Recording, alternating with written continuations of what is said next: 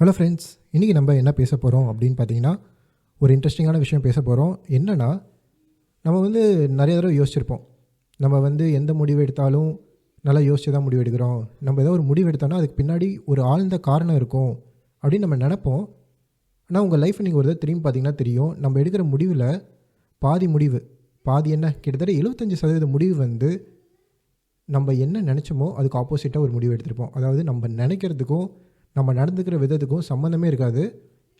நிறையா முடிவுகள் நம்ம ஒரு எமோஷ்னல் ஸ்டேட்டில் எடுத்திருப்போம். யோசிச்செல்லாம் எடுத்துக்க மாட்டோம். அந்த டைமில் என்ன தோணுச்சோ அந்த விஷயத்த செஞ்சுருப்போம். அதுக்கப்புறம் ஏன்டா நம்ம இப்படி பண்ணோம் அப்படின்னு சொல்லிட்டு பல நேரம் மண்டையை பிச்சுட்டு இருந்திருப்போம். இந்த மாதிரி நம்ம ஏன் பண்ணுறோம் அதை தான் நம்ம இன்றைக்கி இந்த வீடியோவில் பார்க்க போகிறோம். இதை இங்கிலீஷில் பார்த்திங்கன்னா காக்னேட்டிவ் பயஸ் அப்படின்னு சொல்லுவாங்க. இது சம்மந்தப்பட்ட ஒரு 5 இன்ட்ரெஸ்டிங்கான விஷயம் தான் நம்ம இன்றைக்கி இந்த வீடியோவில் பார்க்க போகிறோம். முதல்ல என்ன அப்படின்னு பார்த்தீங்கன்னா, ஜைகர்னிக் எஃபெக்ட்.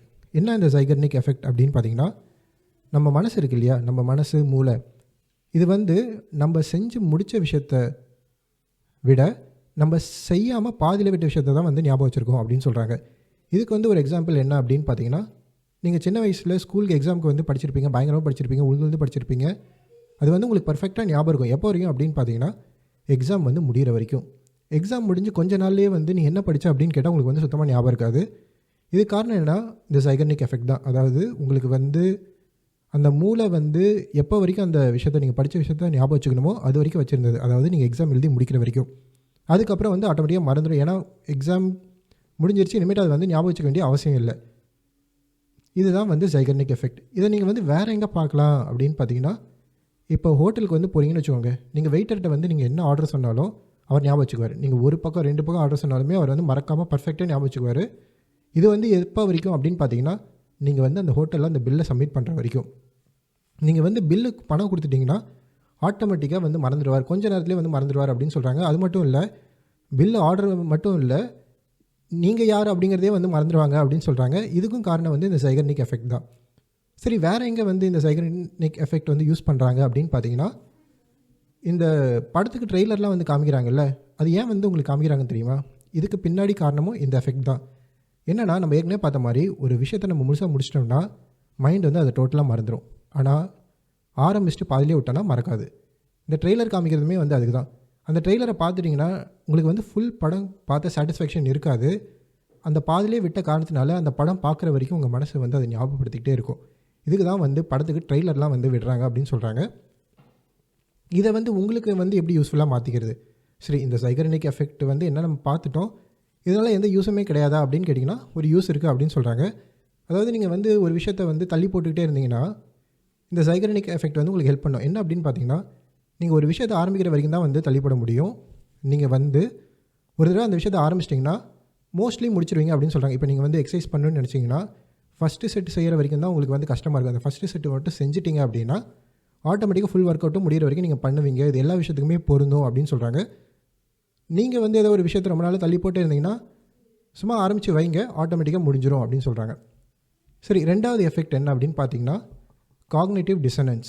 என்ன இந்த காக்னேட்டிவ் டிசனன்ஸ்? இது நம்ம ஏற்கனவே பார்த்த மாதிரி நம்ம நினைக்கிறதுக்கும் நம்ம நடந்துக்கிறதுக்கும் உள்ள இந்த வித்தியாசத்தை தான் காக்னேட்டிவ் டிசனன்ஸ் அப்படின்னு சொல்கிறாங்க.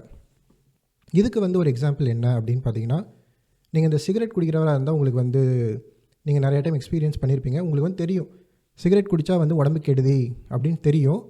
குடிக்கூடாதுன்னு நினைப்பீங்க, ஆனால் நீங்கள் சிகரெட் குடிச்சிருவீங்க. அப்போ உங்கள் மனசு உங்கள்கிட்ட போராடும், என்னடா, ஏன்னா உங்களோட நம்பிக்கை என்னென்னா சிகரெட் குடித்தா உடம்பு கெட்டு போயிடும். அப்புறம் நீங்கள் சிகரெட் குடிச்சிங்கன்னா உங்களாலேயே வாழ முடியாது. அதுக்கு நீங்கள் என்ன பண்ணுவீங்க அப்படின்னு பார்த்தீங்கன்னா, இதுக்கு ஒரு காரணம் சொல்லி ஆகணும். இப்போ நம்ம மனசை நம்மளே சமாதானப்படுத்திக்கணும். அப்போ தான் உங்களால் நிம்மதியாக வாழ முடியும். அதுக்கு உங்கள் மனசு என்ன பண்ணணும்னா, ஒரு காரணத்தை உருவாக்கும். நான் ஏன் சிகரெட் குடிக்கிறேன், எனக்கு ஒர்க்கில் பயங்கர ஸ்ட்ரெஸ்ஸு, அந்த ஸ்ட்ரெஸ் இல்லைனா நான் குடிக்க மாட்டேன், அந்த ஸ்ட்ரெஸ்ஸை போக்குறதுக்காக தான் இந்த சிகரெட் குடிக்கிறேன் அப்படின்னு ஒரு காரணம் சொல்லும். இல்லைனா என் கூட ஒர்க் பண்ணுறவன் எல்லாம் சிகரெட் குடிக்கிறான், அவனுங்க சிகரெட் குடிக்கிறனால தான் எனக்கும் தோணுது, அதனால தான் நான் சிகரெட் குடிக்கிறேன் அப்படின்னு சொல்லுவோம். இதுக்கு இன்னொரு எக்ஸாம்பிள் என்ன அப்படின்னு பார்த்தீங்கன்னா, இந்த டயட்டில் போகிறவங்கெல்லாம் நிறைய பேர் இந்த விஷயத்த பண்ணுவாங்க. இந்த நிறைய டைம் நம்ம இந்த ஜங்க் ஃபுட்லாம் சாப்பிடக்கூடாது அப்படின்னு ஒரு முடிவு எடுத்துருவோம். ஆனால் பாதி நேரம் நம்ம முக்கால்வாசி நேரம் நம்ம அந்த ஜங்க் ஃபுட்டை சாப்பிடாமலாம் இருக்க போகிறதில்ல.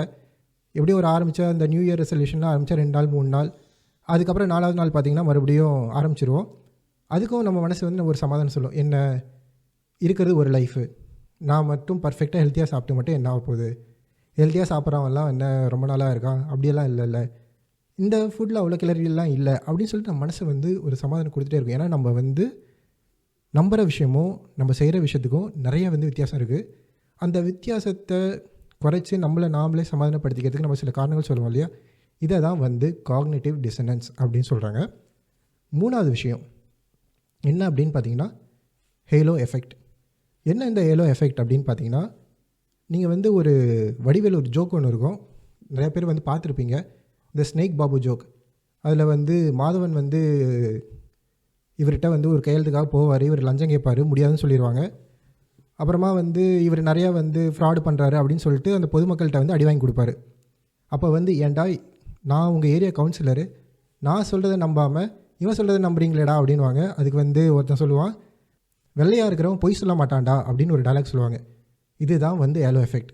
அதாவது ஒருத்தங்களோட உருவத்தை வச்சு, இப்போ ஒருத்தன் வெள்ளையாக இருக்கான் இல்லை ஒருத்தன் வந்து அழகாக இருக்கான் அப்படி இருந்தாலும் ஆட்டோமேட்டிக்காக வந்து எல்லா விஷயத்துலையும் வந்து நல்லா பர்ஃபெக்டாக வந்து இருப்பான் அப்படின்னு நம்ம நினைக்கிறது தான் வந்து ஹேலோ எஃபெக்ட். இதுக்கு இன்னொரு எக்ஸாம்பிள் என்ன சொல்லணும்னா, இந்த ஐஐடியில் படித்தவங்க, ஐஎம்மில் படித்தவங்க, இவங்கெல்லாம் வந்து ஒரு ஜாபில் சேர்றாங்கன்னு வச்சுக்கோங்களேன். இவங்ககிட்ட அந்த டேக் இருக்குல்லையா, அந்த ஐஐடி டேக், ஐஎம் டேக், அந்த காரணத்தினால இவங்க ஒழுங்காக வந்து வேலை செய்யலைனா கூட இவங்களுக்கு வந்து அப்ரைசல் வந்து நல்லாயிருக்குன்னு சொல்கிறாங்க. ஏன்னா வந்து அந்த ஹேலோ எஃபெக்ட், ஏன்னா வந்து ஐஐடியில் படிச்சுட்டு வந்திருக்கான், ஐஎம்மில் படிச்சுட்டு வந்திருக்கான், இவன் வந்து நல்லா தான் வேலை செஞ்சுருப்பான், நம்ம தான் வந்து இவனை தப்பாக அசஸ் பண்ணிட்டோம் அப்படின்னு ஒரு முடிவுக்கு வந்துடுவாங்க. இதுதான் வந்து ஹேலோ எஃபெக்ட். இன்னொரு விஷயம் என்ன அப்படின்னு பார்த்தீங்கன்னா, இது வந்து நம்ம இன்றைக்கி அரசியலில் கூட பார்க்கலாம். அதாவது சினிமாவில் நடிக்கிற நிறைய ஹீரோஸ் வந்து அரசியலுக்கு வருவாங்க, அவங்களுக்கு வந்து ஓட்டுமே வந்து நிறையா விழும். அதுக்கு வந்து என்ன காரணம் அப்படின்னு பார்த்தீங்கன்னா, சினிமாவில் வந்து ஒரு பெரிய ஸ்டாராக நடிச்சிருப்பார், நாட்டு மக்களுக்காக நல்லது பண்ணுற மாதிரி நடிச்சிருப்பார். அதை பார்த்துட்டு ஓகே இவர் வந்து சினிமாவில் அப்படி நடிக்கிறாருன்னா ரியல் லைஃப்லேயும் இவர் வந்து பண்ணுவார், இவர் வந்து சினிமாவில் இவ்வளோ சூப்பராக இருக்கார், இதே மாதிரி தான் இவர் லைஃப்பில் எல்லா விஷயத்துலையும் இருப்பார் அப்படின்னு ஒரு நம்பிக்கையில் தான் வந்து மக்கள் ஓட்டு போடுறாங்க. இதுக்குமே காரணம் வந்து அந்த ஹேலோ எஃபெக்ட் தான். ஏன்னா அவரோட ரியல் லைஃப்பில் அவர் எப்படிங்கிறது வந்து நமக்கு வந்து தெரியாது. நமக்கு தெரிகிறதெல்லாம் வந்து அவர் நடித்த படம், அவர் பாடின பாட்டு, அவர் ஆடின டான்ஸ். ஸோ இதெல்லாம் நல்லா இருந்துச்சுன்னா ஆட்டோமேட்டிக்காக பொலிட்டிக்கல் லைஃப்லேயும் அவர் நல்லா இருப்பார், எல்லா விஷயத்துலையுமே அவர் பெட்டராக பண்ணுவாருன்னு மனசு நம்புது இல்லையா. இதை தான் வந்து ஹேலோ எஃபெக்ட் அப்படின்னு சொல்கிறாங்க. அடுத்த விஷயம் வந்து என்ன அப்படின்னு பார்த்தீங்கன்னா இல்லூஷன் ஆஃப் கண்ட்ரோல். என்ன இந்த இல்லூஷன் ஆஃப் கண்ட்ரோல் அப்படின்னு பார்த்தீங்கன்னா, ஒரு விஷயம் நடக்கிறதுக்கும் நமக்கும் எந்த சம்மந்தமும் இருக்காது, ஆனால் நம்ம வந்து சம்மந்தப்படுத்திக்குவோம். இதை தான் வந்து இல்லூஷன் ஆஃப் கண்ட்ரோல் அப்படின்னு சொல்கிறாங்க. இதுக்கு வந்து ஒரு எக்ஸாம்பிள் பார்த்தீங்கன்னா, நிறைய பேர் இந்த மேட்ச் பார்க்குறவங்க நிறைய பேர் லக்கி டிஷர்ட்டுன்னு ஒன்று வச்சுருப்பாங்க. அது என்ன அப்படின்னு பார்த்தீங்கன்னா, இவங்க போன தடவை அந்த டிஷர்ட்டை போட்டு ஒரு மேட்ச் பார்த்துருப்பாங்க, இந்தியா vs பாகிஸ்தான் மேட்சாக இருந்திருக்கலாம், அதில் வந்து இந்தியா வந்து ஜெயிச்சிருப்பாங்க. இவங்க வந்து என்ன நினைப்பாங்கன்னா, இந்த டிஷர்ட் நம்ம போட்டதுனால தான் வந்து இந்தியா இந்த மேட்ச்சில் ஜெயிச்சிச்சு அப்படின்னு நினைப்பாங்க. ஆனால் இவங்களோட டிஷர்ட்டுக்கும் இந்தியா ஜெயிச்சதுக்கும் எந்த சம்மந்தமும் இருக்காது, ஆனால் அவங்க சம்மந்தப்படுத்திக்குவாங்க. எப்போல்லாம் இனிமேட்டு இந்தியா பாகிஸ்தான் மேட்ச் நடக்குதோ அப்போல்லாம் அந்த டிஷர்ட்டோட வந்து ஆஜராகிடுவாங்க. இதை தான் வந்து இல்லூஷன் ஆஃப் கண்ட்ரோல் அப்படின்னு சொல்கிறாங்க. இதுக்கு வந்து ரீசெண்டாக ஒரு எக்ஸாம்பிள் என்ன அப்படின்னு பார்த்தீங்கன்னா, இந்த கருங்காலி மாலை. இந்த மாலை வந்து இன்றைக்கி தேதியில் வந்து தமிழ்நாட்டில் ரொம்பவே ஃபேமஸ், எல்லாருமே வந்து வாங்கி போட ஆரம்பிச்சிட்டாங்க. இது காரணம் வந்து என்ன அப்படின்னு பார்த்தீங்கன்னா, லோகேஷ் கனகராஜ் வந்து போட்டிருக்காரு, சிவகார்த்திகேயன் போட்டிருக்காரு, ஆக்டர் தனுஷ் வந்து போட்டிருக்காரு. இவங்கெல்லாம் கருங்காலி மாலை போட்டிருக்காங்க, இந்த கருங்காலி மாலை போட்டதுனால தான் வந்து இவங்க பயங்கர ஃபேமஸாக இருக்காங்க அப்படின்னு நினச்சிக்கிட்டு நம்மளும் கருங்காலி மாலை வாங்கி போட்டோம்னா நம்மளும் வந்து பெரிய ஆள் ஆகிடுவோம், நம்மளுடைய கெட்ட நேரம்லாம் முடிஞ்சிடும் அப்படின்னு சொல்லி ஒரு ஃபீல் பண்ணி தான் போடுறாங்க. ஆனால் ரியாலிட்டி வந்து எல்லாருக்குமே தெரியும். ஏன்னா அவங்களுடைய கருங்காலி மாலைக்கும் அவங்களோட சக்ஸஸ்க்கும் எந்த சம்மந்தமும் இல்லைங்கிறது நார்மலாக யோசிச்சா நமக்கே புரியும். ஆனால் அதை வந்து நம்ம மனசு வந்து ஒத்துக்காது. ஒரு லிங்கே இல்லாத இடத்துல ஒரு லிங்கை உருவாக்குறது தான் இந்த இல்லூஷன் ஆஃப் கண்ட்ரோல். அடுத்த எஃபெக்ட் வந்து என்ன அப்படின்னு பார்த்தீங்கன்னா, பார்டர் மெயின் ஆஃப் இல்லூஷன்.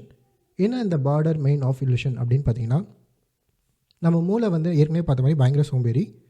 அதுக்கு ஒரு காரணம் இருக்குது. ஏன்னா ஒரு நாளைக்கு நிறைய விஷயம் நடக்கும், எல்லா விஷயத்து மேலேயும் நம்ம மூளை ஃபோக்கஸ் பண்ணிச்சுன்னா மூளை ஓவர் ஹீட் ஆகிடும். அதனால் மூளை வந்து நமக்கு எந்தெந்த விஷயத்துலலாம் இன்ட்ரெஸ்ட் இருக்கோ அந்த விஷயத்து மேலே மட்டும்தான் ஃபோக்கஸ் பண்ணணும். இதுதான் வந்து பார்டர் மெயின் ஆஃப் இல்லூஷன்லேயும் சொல்கிறாங்க. என்ன சொல்கிறாங்க அப்படின்னு பார்த்தீங்கன்னா, இப்போ நீங்கள் திடீர்னு வந்து ஒரு ப்ளூ கலர் கார் வந்து வாங்கணும் அப்படின்னு முடிவு பண்ணிடுறீங்க. அடுத்த நாள் என்னாகும் அப்படின்னு பார்த்தீங்கன்னா, நீங்கள் எங்கே போனாலும் ப்ளூ கலர் கார் உங்கள் கண்ணுக்கு தெரியும். இப்போ பார்த்தீங்கன்னா, நீங்கள் ப்ளூ கலர் கார் வாங்கணும்னு முடிவெடுத்ததுக்கும் ரோட்டில் எத்தனை ப்ளூ கார் போகுதுங்கிறதுக்கும் எந்த சம்மந்தமும் கிடையாது. நேற்று எத்தனை ப்ளூ கார் போயிட்டு இருந்ததோ அதே அளவுக்கு தான் இன்றைக்கும் போயிட்டுருக்கோம். ஆனால் நேற்று வந்து நீங்கள் ப்ளூ கார் வாங்கணும்னு முடிவு பண்ணலை, அதனால் உங்கள் மைண்டு வந்து நோட்டீஸ் பண்ணியிருக்காது. ஆனால் இன்றைக்கி நீங்கள் முடிவு பண்ணதுனால உங்களுக்கு எங்கே பார்த்தாலும் ப்ளூ காராக தெரியும். இதுதான் வந்து பார்டர் மெயின் ஆஃப் இல்லூஷன் அப்படின்னு சொல்கிறாங்க. இதுக்கு வந்து இன்னொரு எக்ஸாம்பிள் என்ன அப்படின்னு பார்த்தீங்கன்னா, டிவியில் வந்து ஆட்ஸ் எல்லாம் வருது இல்லையா? எவ்வளோக்கு எவ்வளோ ஒரு பிராண்டோட ஆட் வந்து அதிகமாக வருதோ அவ்வளோக்கு அவ்வளோ நம்ம மனசு வந்து முடிவு பண்ணிக்கும் அந்த பிராண்டு வந்து ரொம்ப நல்லாயிருக்கும் அப்படின்ட்டு. ஃபார் எக்ஸாம்பிள் வந்து கேஎஃப்சி சிக்கன் இருக்குதுன்னு வச்சுக்கோங்களேன். நம்ம எல்லாருக்கும் தெரியும் லோக்கல் கடை சிக்கன் தான் வந்து கேஎஃப்சி சிக்கனோட டேஸ்ட் நல்லாயிருக்கும் அப்படின்ட்டு.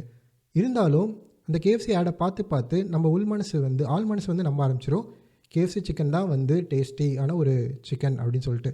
இதை தான் வந்து பார்டர் மெயின் ஆஃப் சொல்யூஷன் சொல்கிறாங்க. இதனால தான் வந்து டிவியை திறந்தா ஆடு, நீங்கள் வந்து அமேசானில் ஏதாவது ஒன்று தேடினீங்கன்னா ஆடு, எங்கே பார்த்தாலும் உங்களை பின்னாடி ஆடாக துரத்துறதுக்கு காரணம் இந்த சொல்யூஷன் தான். இதுதான் ஃப்ரெண்ட்ஸ் நான் சொன்ன இன்ட்ரெஸ்டிங்கான சைக்காலஜிக்கல் ஃபேக்ட்ஸ். நம்ம வந்து நினைக்கிறதுக்கும் நம்ம ஆக்சுவலாக ஒரு விஷயத்தை செய்கிறதுக்கும் கேப்பு இதனால தான் உருவாகுது. இந்த வீடியோ உங்களுக்கு பிடிச்சிருக்குன்னு நினைக்கிறேன்.